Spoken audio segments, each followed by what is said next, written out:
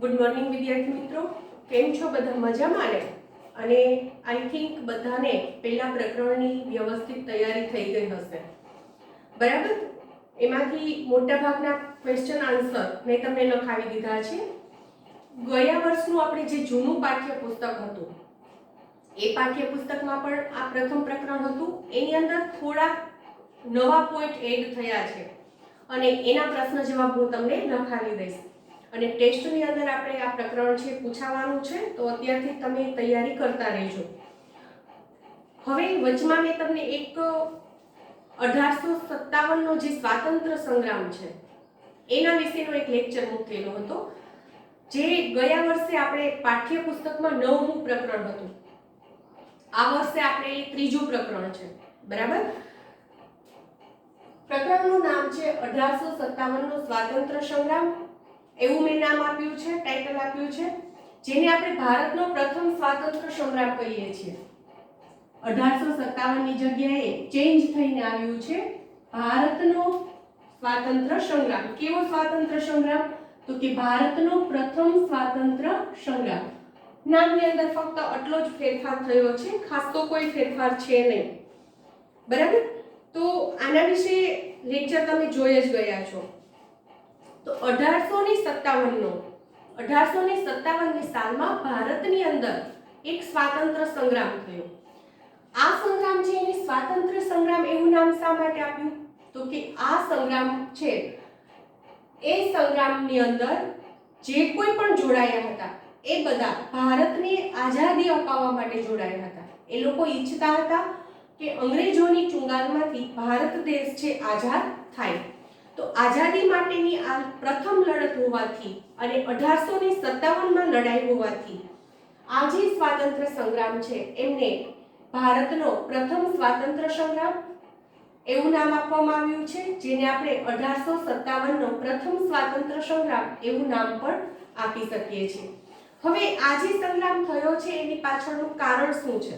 તો આ ટોપિક તમે ભણી ગયા છો, છતાં પણ એક વખત હાઇલાઇટ કરી લઈએ આપણે. તો 1857ના સ્વાતંત્ર્ય સંગ્રામનું મુખ્ય કારણ છે, એમાં પહેલું કારણ આવે છે રાજકીય કારણ. રાજકીય કારણ.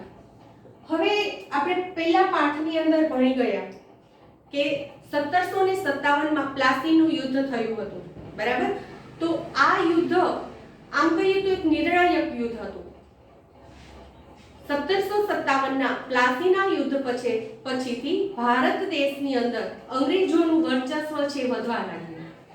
ધીમે કરીને અંગ્રેજોએ છે સમગ્ર ભારતની અંદર છૂટા છવાયા પોતાના જે કિલ્લા કહીએ અથવા તો પોતાની જે પોલીસ ચોકી કહીએ એ સ્થાપી દીધી હતી.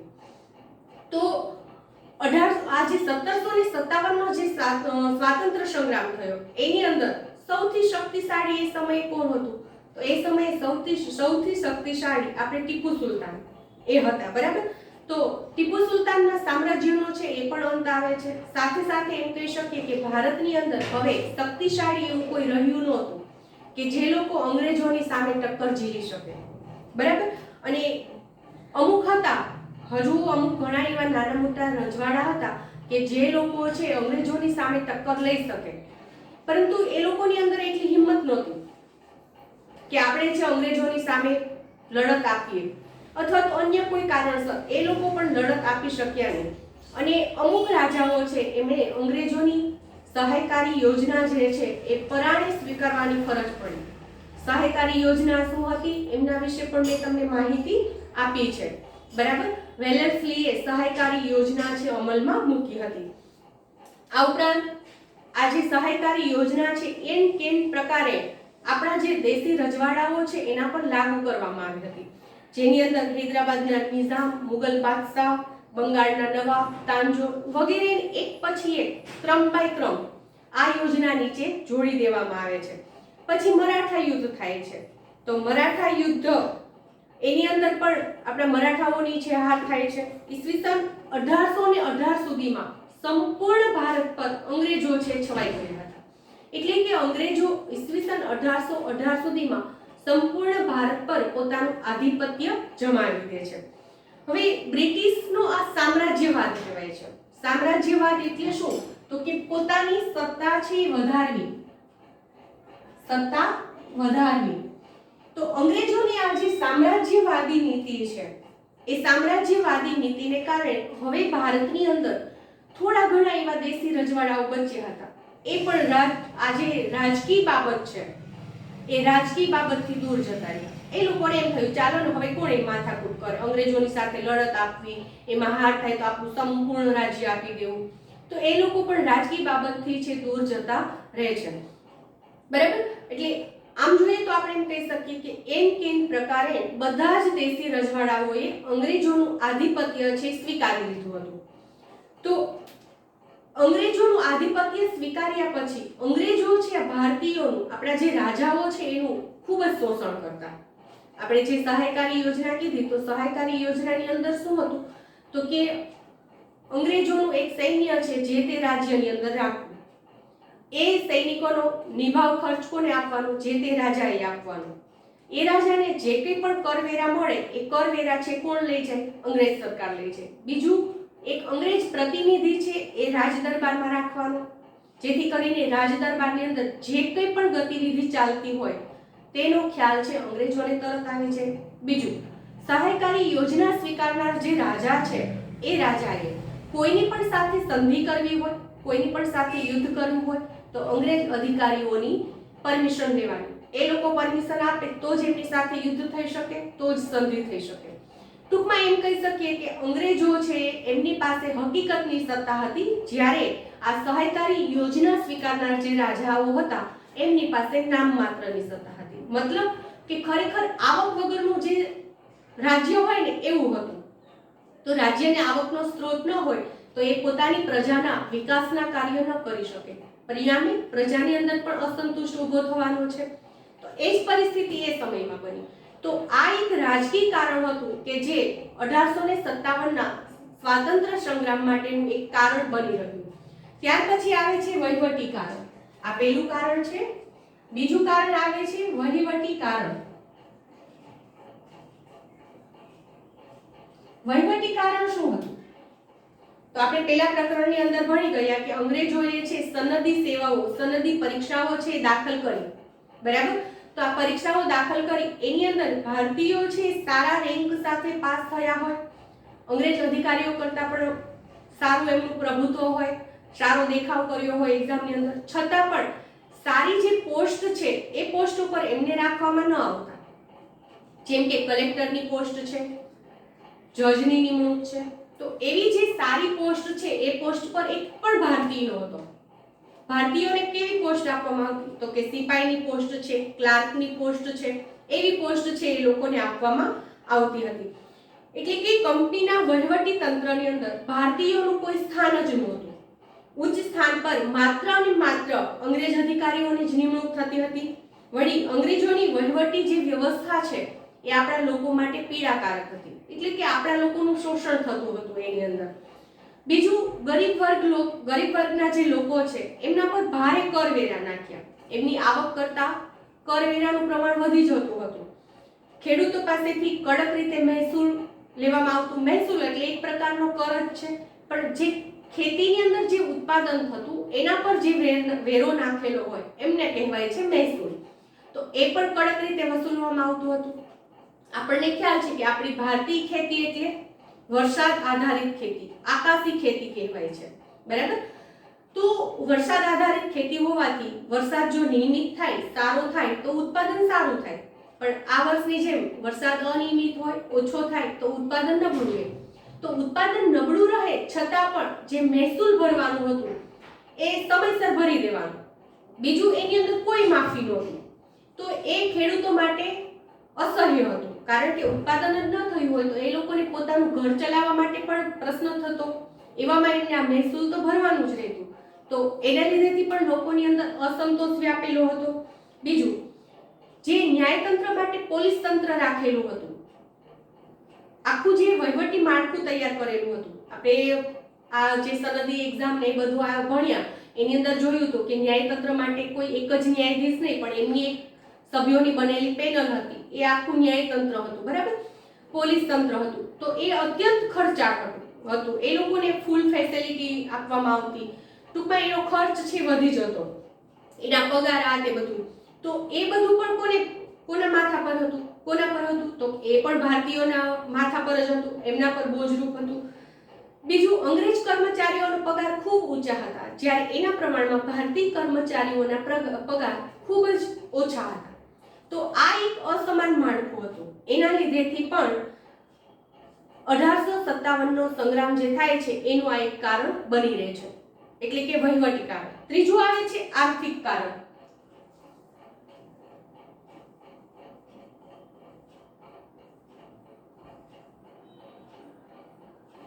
આર્થિક કારણ શું હતું? તો કે ભારતમાં આવેલા જે બ્રિટિશરો છે એમણે ભારતીયોનું ખૂબ જ શોષણ કર્યું. કોઈ પણ ભોગે અંગ્રેજોએ પોતાના જે સામ્રાજ્ય છે એ સામ્રાજ્યને શક્તિશાળી બનાવવાનો પોતે પ્રયત્ન કરે છે, બરાબર. એટલે કે આર્થિક શોષણ એમનું ખૂબ જ વધી જાય છે. તેમણે ભારતના વિદેશી વેપારનો નાશ કર્યો, એટલે કે ભારતની અંદર જે વિદેશી વેપાર થતો હતો એ વેપાર આખો પાયમાલ થઈ જાય છે.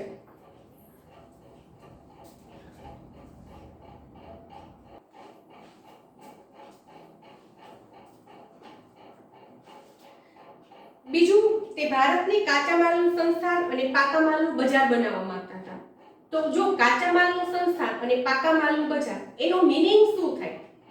તો શરૂઆતમાં જ પ્રથમ પ્રકરણની અંદર આપણે ભણી ગયા કે ભારતની અંદર વિવિધ યુરોપી પ્રજાઓ આવે છે. યુરોપી પ્રજા આવે છે. શા માટે આવી હતી? તો આપણે પહેલું જે પ્રકરણ છે એની અંદર શીખી ગયા કે આ બધી પ્રજાઓ ભારતમાં વેપાર કરવા માટે આવી હતી, બરાબર. પછીથી એ લોકો છે ભારતની સમૃદ્ધિથી આકર્ષાયા, આપણી પ્રજાનો લાભ લીધો અને વેપારી મટી અને એ લોકો આપણને ગુલામ બનાવે છે અને પોતે છે વેપારી મટીને શાસક બની જાય છે, બરાબર. તો ભારતની અંદર વિવિધ યુરોપી પ્રજાઓ, અંગ્રેજો છે એ પણ યુરોપીય છે, આ વિવિધ યુરોપી પ્રજાઓ વેપાર કરવા માટે આવી હતી. તો ભારતની અંદર એ સમયમાં કઈ કઈ વસ્તુઓ મળતી? ગળી, તેજાના, મલમલ, રેશમી કાપડ ખૂબ જ સારા પ્રમાણમાં મળતું હતું અને ખૂબ જ સારું મળતું. અને આપણું જે રેશમી કાપડ મલમલ કહેવાય છે, ઢાકાનું મલમલ, એ મલમલ તો એટલું પાતળું હતું કે આપણે આંગળીની જે વીંટી હોય છે એ વીંટીમાંથી આખો તાકો પસાર કરો તે પસાર થઈ જતો, એટલું બારીક મલમલ હતું. તો આ બધી વસ્તુઓ છે એ લોકો ભારતમાંથી સસ્તી કિંમતે વિદેશમાં લઈ જતા, ઇંગ્લેન્ડમાં લઈ જતા, ત્યાંના કારખાનાઓમાં ફરી પાછો એ માલ પર પ્રોસેસ કરી નવો માલ તૈયાર કરી અને ભારતના બજારમાં ઊંચી કિંમતે વેચતા. હવે જો એની અંદર આપણને કઈ રીતે આપણને મોંઘો પડતો માલ? તો ભારતની અંદર આપણે જ્યારે આ માલ વેચીએ ત્યારે આપણી પાસેથી ખૂબ સસ્તી કિંમતે માલ લઈ જાય, એટલે આપણને પૂરું વળતર ના મળે. પછી ત્યાંના જે કારખાનાઓ છે એમાં એ લોકો મટીરીયલ્સ તૈયાર કરે અને પછી એ જ મટીરીયલ્સ જ્યારે ભારતના બજારની અંદરમાં આવે ત્યારે એ લોકો છે એ માલ છે એ પોતે ઊંચી કિંમતમાં વેચે ભારતની અંદર. તો એના લીધેથી એ લોકોને ફાયદો થવાનો છે અને જે ઇન્કમ થશે, જે પ્રોફિટ થશે, એ પ્રોફિટ એ લોકો ક્યાં લઈ જતા? તો કે એ પ્રોફિટ એ લોકો છે વિદેશમાં, ઇંગ્લેન્ડમાં છે પરત લઈ જતા હતા. પછી કે આપણે જે માલ વેચીએ એ માલ પર અને એ લોકો જે માલ લઈ આવે એના પર એમને જકાત નાખેલી હતી, એટલે એ જકાત પણ આપણે ભરવાની હતી. એટલે કે આપણે ભારતમાંથી વિદેશમાં માલ મોકલવો હોય તો ખરેખર તો વિદેશીઓએ આપણને જકાત ભરવી પડે, એની જગ્યાએ એ જકાત પણ આપણે જ ભરવાની રહેતી. તો એના લીધેથી પણ આપણને છે નુકસાની જવાની છે. બીજું કે ભારતની અંદર એ સમયે એવા કોઈ મશીનરી નહોતી કે એની અંદર માલ છે ફટાફટ તૈયાર થાય. આપણે ભારત દેશની અંદર એ સમયે ગૃહ ઉદ્યોગ હતા, લઘુ ઉદ્યોગ હતા. આપણને ખ્યાલ છે કે પાટણના પટોળાથી તમે બધા પરિચિત જ છો. તો એક આખું પટોળું તૈયાર કરવા માટે ખૂબ લાંબો સમય લાગે છે, બરાબર. અને બીજું કે બારીકાઈનું કામ છે. તો એક પટોળું તૈયાર કરતા લગભગ 2-3 માસ જેવો સમય લાગતો હોવાથી એ પટોળું છે બજારમાં ખૂબ ઊંચી કિંમતે વેચાય છે. પણ ઈ જ પટોળાનું ડુપ્લિકેશન છે સુરતની જે ટેક્સટાઇલ માર્કેટ છે એમાં થાય છે મશીનમાં. તો એ મશીનનું કામ છે, તો એમાં ફટાફટ તૈયાર થાય છે. તો એ સુરતની ટેક્સટાઇલની જે ટેક્સટાઇલ ઇન્ડસ્ટ્રી છે એમાં તૈયાર થયેલું પટોળું ડુપ્લિકેટ હોય છે, બરાબર, ઓરિજિનલ પટોળું નથી હોતું. તો એ બજારમાં સસ્તી કિંમતે વેચાય છે, જ્યારે હાથ વણાટથી તૈયાર થયેલું પટોળું બજારમાં ઊંચી કિંમતે વેચાય છે. તો ઊંચી કિંમતે ખરીદી કરનાર વર્ગ ઓછો હોય છે, બરાબર, જ્યારે સસ્તો માલ ખરીદનાર વર્ગ છે વધારે હોય છે. તો અહીંયા પણ એ સમયમાં એક થતું કે એ લોકો અહીંથી આ માલ લઈ જાય, કારખાનાઓમાં છે મશીન કામ કરવાનું છે, ઝડપી ઉત્પાદન થાય અને એ ઉત્પાદન સસ્તું પડે. તો એ લોકો ભારતના બજારમાં આવીને વેચતા, જ્યારે આપણા જ ભારતની અંદર આ ગૃહ ઉદ્યોગમાં તૈયાર થયેલો માલ કારખાનાના માલના પ્રમાણમાં મોંઘી કિંમતે વેચાતો. તો આપણા લોકો છે કયા માલ તરફ આકર્ષાય? તો આ સસ્તા માલ તરફ આકર્ષાય, બરાબર. એની ગુણવત્તાઓના જેટલી છે કે નહીં એ કોઈ તપાસ કરી નહીં. આજે પણ આપણે નથી કરતા. આપણને બધાને પણ સસ્તું જ જોઈએ છે. આપણે એવું નથી વિચારતા કે ઊંચી કિંમતનું છે તો એની ગુણવત્તા સારી હશે, પણ સસ્તું છે તો ખરીદી લઈએ છીએ, બરાબર. તો આ રીતે પણ આપણા ગૃહ ઉદ્યોગો છે, લઘુ ઉદ્યોગો છે, ધીમે ધીમે પડી ભાંગ્યા. તેમની સામાન આ ઉપરાંત કપાસ, ગળી, રેશમ વગેરે ફરજિયાત ભારતીય ઉત્પાદન કરે તેવી પદ્ધતિ અપનાવી કે અમુક જે વિભાગ છે, અમુક જે ક્ષેત્ર છે એની અંદર ગળીનું આટલા ટકા ઉત્પાદન ફરજિયાત કરવાનું, કપાસ તો કે ફરજિયાત વાવવાનું. તો એ ઉત્પાદન એમને ફરજિયાત કર્યું, જેથી કરીને ખેડૂતોને પણ એની અંદર નુકસાની થતું. અમુક પાક એવા હોય છે કે જે ખૂબ જ પોષક દ્રવ્યો જોઈતા હોય એને જમીનમાંથી, તો જમીનની પોષણ ક્ષમતા છે ધીમે ધીમે ઘટી જતી હોય. જેમ કે તમે મકાઈ વાવો, જુવાર વાવો તો એ જમીનમાંથી પોષક દ્રવ્યો વધારે ખેંચી લે છે, શોષી લે છે. પછી એની અંદર તમે બીજો પાક વાવો તો એનું ઉત્પાદન ઓછું થાય. તો અમુક પાક છે ખેડૂતો એટલે ન વાવતા હોય, તો અહીંયા એવું ગળી, કપાસ એવું એ લોકોએ ફરજિયાત કર્યું કે આ પાક તો તમારે આટલા ટકા વાવેતર કરવાનું છે. એમની આ નીતિથી આપણો જે ખેડૂત વર્ગ છે એ પણ બરબાદ થયો, એટલે વેપારી વર્ગ તો બરબાદ થયો જ, સાથે સાથે ખેડૂત વર્ગ છે એ પણ બરબાદ થાય છે. બીજું, ભારતમાં વારંવાર દુષ્કાળની પરિસ્થિતિ સર્જાતી, કારણ કે ખેતી આકાશી ખેતી હતી, વરસાદ નિયમિત થાય તો ખેતીની અંદર ઉત્પાદન થાય, નહીતર ના થાય. એટલે કે વરસાદ થાય તો નદી, તળાવ, કુવા વગેરે છલકાવાનું છે, તો પાણીનો પ્રશ્ન હલ થવાનો છે. એ સમયની અંદર ભારતમાં વારંવાર દુષ્કાળની પરિસ્થિતિ સર્જાતી.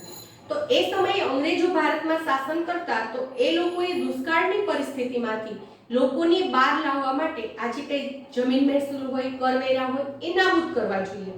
તો એ નાબૂદ તો ન કર્યા, ઉલટાના એ લોકોએ ફરજિયાત એ ભરવા પર ભારણ મૂક્યું કે તમારે એ તો ભરવા જ જોશે, નહીં ભરો તો એના પર દંડ છે લાગુ કરવામાં આવશે.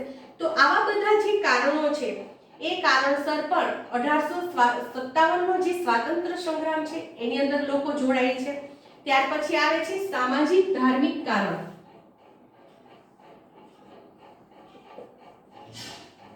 સામાજિક ધાર્મિક કારણ, બરાબર. સામાજિક અને ધાર્મિક કારણ કયું હતું?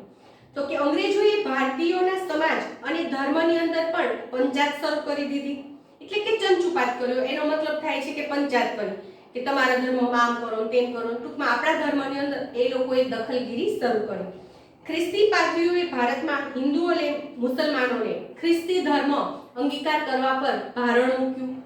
ન કરવો હોય અંગીકાર, ખ્રિસ્તી ધર્મ ન સ્વીકારવો હોય તો પણ ફરજિયાત પણ એમને સ્વીકારવામાં આવતો, કે એમના પર એમને પ્રેશર આપવામાં આવતું કે તમારે ખ્રિસ્તી ધર્મ છે સ્વીકારવો જ પડશે. એટલે કે એમને ધર્મ પરિવર્તન કરો ફરજિયાતપણે લાગુ કર્યું. તેમને સરકારનું રક્ષણ હતું. આ જે પાદરીઓ છે, ખ્રિસ્તીઓ છે, એમની સરકારનું રક્ષણ હતું, એટલે એની સામે કોઈ એક્શન લઈ શકે નહીં. બીજું, 1850માં અંગ્રેજોએ એક કાયદો કરી કે જે હિન્દુ કે મુસ્લિમ ખ્રિસ્તી સંપ્રદાય અપનાવે તો એમને પૈતૃક મિલકતમાં હિસ્સો મળી શકે. એટલે જે વારસાઈ મિલકત હોય ને, દાદા પરદાદા એની ચાલી આવતું હોય એમાં હિસ્સો મળશે, બરાબર. એવું ઠરાવ્યું, જેથી કરીને લોકો છે ખ્રિસ્તી ધર્મ અપનાવવા તરફ વધી શકે. તેનાથી હિન્દુઓની શંકા છે વધારે દ્રઢ થઈ કે જો આવી પરિસ્થિતિ છે હજુ પણ ચાલી રહેશે તો એક સમય એવો આવશે કે ભારતની અંદર હિન્દુ અને મુસ્લિમ વર્ગ છે નાબૂદ થઈ જશે અને ખ્રિસ્તીઓનું જ વર્ચસ્વ વધી જશે. તેથી તેઓ માનતા. બીજું, અંગ્રેજો છે અવારનવાર ભારતીયો સાથે તિરસ્કારપૂર્ણ વ્યવહાર કરતા. એ લોકો ભારતીયોને ગંદા ગણતા હતા, રોગનિષ્ઠ અને નિમ્ન કોટીના ગણતા. જ્યારે ગોરા લોકો તેના પર શાસન કરવા માટે આવ્યા છે એવું એ લોકો વિચારતા કે અમે તો આ લોકો પર શાસન કરવા માટે જ આવ્યા છીએ, આ લોકો તો નિમ્ન કક્ષાના છે, ઉતરતી કક્ષાના છે, એટલે કે અસ્પૃશ્યતાનો જે ભેદભાવ છે એવો ભેદભાવ છે અંગ્રેજો છે રાખતા હતા. તેઓ ભારતીયો સાથે કોઈ સામાજિક વ્યવહાર કરતા નહીં, તેમના ઘરો પણ અલગ રહેતા. તેમણે મંદિરો અને મસ્જિદોની મિલકત પર પણ કર નાખ્યો કે મંદિરમાં જવું હોય તો પણ કર ભરવાનો, મસ્જિદમાં જવું હોય તો પણ કર ભરવાનો. આવા ધાર્મિક અને સામાજિક ભેદભાવને લીધેથી પણ જે આપણા ધાર્મિક ગુરુઓ છે એ લોકો આ 1857ના સ્વાતંત્ર્ય સંગ્રામની અંદર જોડાય છે. ત્યાર પછી આવે છે લશ્કરી કારણ, અને આ જે લશ્કરી કારણ છે એ 1857ના સંગ્રામનું તાત્કાલિક કારણ હતું એમ આપણે કહી શકીએ. હવે આ લશ્કરી કારણ શું હતું તો કે ભારતનો આ સંગ્રામ સૌપ્રથમ ભારતીય સૈનિકોએ કર્યો હતો. તેનું કારણ ભારતીય સૈનિકો સાથેની અંગ્રેજોની શોષણખોર નીતિ હતી કે આપણે હમણાં જ વાત કરી આગળ કે અંગ્રેજોને 7 ગણો પગાર મળતો તો એની સામે ભારતીયોને 1 ગણો જ પગાર મળતો, એટલે પગારનો જે તફાવત હતો એ રેશિયો હતો 7:1 નો. એટલે કે અંગ્રેજોને 49 રૂપિયા પગાર મળતો હોય તો ભારતીયોને 1 રૂપિયો જ પગાર મળતો, 7 રૂપિયા જ પગાર મળતો, બરાબર. તો આ 7 નો એટલો 7 ગણો તફાવત હતો. તો એની અંદર તો આપણું ઘર ચલાવવું પણ મુશ્કેલ થવાનું હોય. માની લીધું કે એ સમયની અંદર સસ્તાઈ હતી, આટલી મોંઘવારી નહોતી, પણ અંગ્રેજોને જે પગાર મળતો એના પ્રમાણમાં ભારતીયોને પગાર ખૂબ ઓછો મળતો. કામ અંગ્રેજો કરતા ભારતીય સૈનિકને વધારે કરવું પડતું.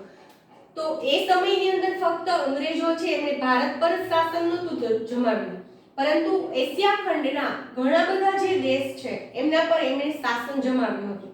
એટલે કે જ્યારે અન્ય દેશની સાથે યુદ્ધ કરવા માટે જવું હોય તો ભારતીય જે સૈનિકો છે એમને જ યુદ્ધ માટે મોકલવામાં આવતા.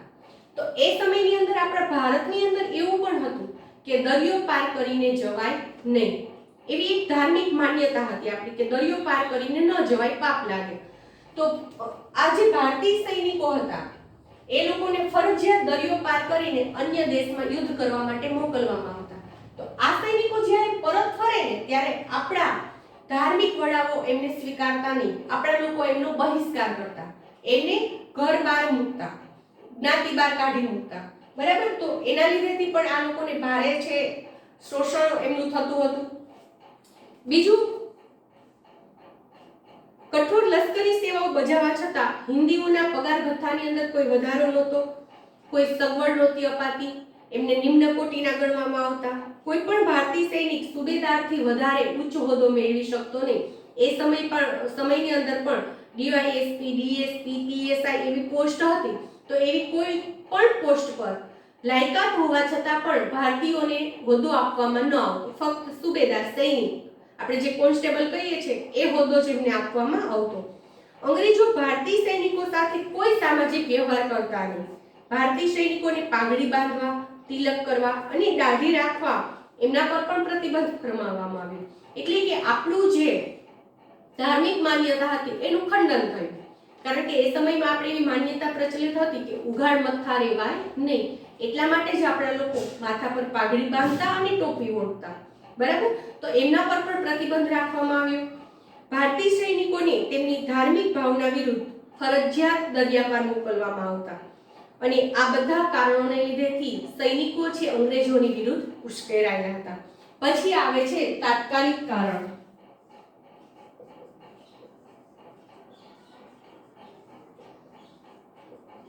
તો આ જે તાત્કાલિક કારણ છે એનાથી તો આપણે બધા પરિચિત છીએ જ. તો 1857ના સ્વાતંત્ર્ય સંગ્રામનું તાત્કાલિક કારણ હતું ચરબીવાળી કારતૂસ. એ સમયમાં એક કારતૂસ છે બહાર પાડવામાં આવ્યું. એ કારતૂસની જે ગોળી હોય ને એના પર ગાય અને ડુક્કરની ચરબીના માંસનો ઉપયોગ થયેલો હતો. તો હિન્દુઓ માટે ગાય છે પવિત્ર છે, જ્યારે મુસ્લિમો માટે ડુક્કર અપવિત્ર છે. એટલે એ સમયે સૈનિકની અંદર જે હિન્દુ અને મુસ્લિમ સૈન્ય હતા, લોકો હતા, એ લોકોએ આ કારતૂસ વાપરવાની ના પાડી કે અમારા માટે આ પવિત્ર છે, અને એ કારતૂસ છે મોઢેથી તોડીને એનો યુઝ કરવો પડતો. તો આપણે પવિત્ર માનતા હોય, આપણી માતા ગણતા હોય ગાયને, તો એનું મારણ કરી એની ચરબીનો ઉપયોગ થયો હોય તો એ આપણે યુઝ ના કરીએ. એ જ રીતે એ લોકો મુસ્લિમ છે ડુક્કરને અપવિત્ર માને, તો એ લોકો એની ચરબીનો ના ઉપયોગ કરે. તો આપણી જે ધાર્મિક ભાવના છે એ ધાર્મિક ભાવનાનું હનન થતું હતું એની અંદર. તો સૈનિકોએ ના પાડી છતાં પણ એમને ફરજિયાતપણે એનું પાલન કરવાનો આદેશ અપાયો. અને આ જે રાઇફલ હતી એ રાઇફલનું નામ છે એનફિલ્ડ રાઇફલ. બરાબર. તો જૂની બ્રાઉન બેઝ રાઇફલની જગ્યાએ નવી એનફિલ્ડ રાઇફલ આવે છે અને એની આ કારતૂસ છે એ કારતૂસ આ રીતે ગાય અને ડુક્કરના ચરબીના માંસનો ઉપયોગ એમાં થતો હતો. તો એની ના પાડવામાં આવી.